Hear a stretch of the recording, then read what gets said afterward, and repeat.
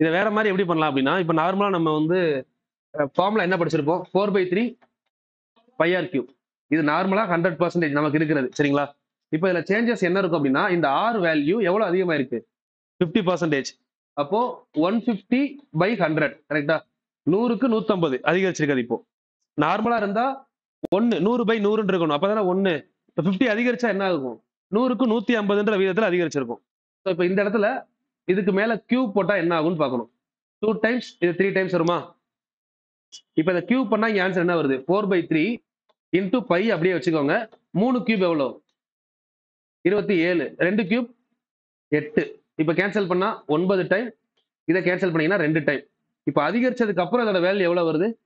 9/2 πr cube அப்படின்னு சொல்லி வருதா? இது அதிகரிச்சதுக்கு அப்புறம். அதிகரிக்கிறதுக்கு முன்னாடி நார்மலா எவ்வளவு இருக்கு? 4/3 πr கியூப். இப்ப அதிகரிச்ச சதவீதம் மட்டும் எவ்வளவு இதுல? இதுல எவ்வளவு அதிகரிச்சிருக்கு? 9/2ல 4/3 கழிங்க. அதானே அதிகரிச்சது இப்போ. 4/3 πr கியூப் நார்மல் வேல்யூ. நம்ம 50% அதிகரிச்சதுக்கு அப்புறம் என்ன ஆயிருக்கும்? இந்த இடம் நமக்கு எப்படி மாறி இருக்கும்? இந்த மாதிரி மாறி இருக்கும்ல. ஏன்னா 100/100னா என்னது மீனிங்? 1ன்னு அர்த்தம். அது நார்மலா இருக்க ரேடியஸ். 150/100னா 50% அதிகமா இருக்குன்னு அர்த்தம்.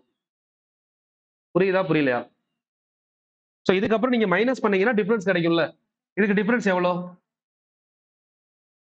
19/6 கிடைக்குதா? ஓகே. 19/6 இப்ப எவ்வளவு இன்க்ரீஸ் ஆனது? இப்போ இந்த 4/3ல 19/6 எவ்வளவு அப்படின்னு கண்டுபிடிச்சீங்கன்னா இதான ஆன்சர். 4/3 தானே பேஸ் நமக்கு. இதுல இருந்து இப்ப எவ்வளவு இன்க்ரீஸ் ஆயிருக்கு? 19/6. அப்ப அதை எப்படி டேலி பண்ணலாம்? 19/6 இன்டு 3/4 எடுக்கலாமா? சோ இதை கேன்சல் பண்ணீங்கன்னா 2 டைம். சரிங்களா?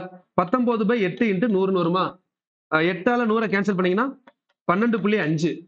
12.5 இன்டு 19 எவ்வளோ? 12.5 இன்டு 19 நார்மலா பண்ணுங்க. இத வந்து 20 12.5 எவ்வளவு வரும்? 250 வருமா? 250ல ஒரு 12.5 கழிச்சா 237.5 வருதா?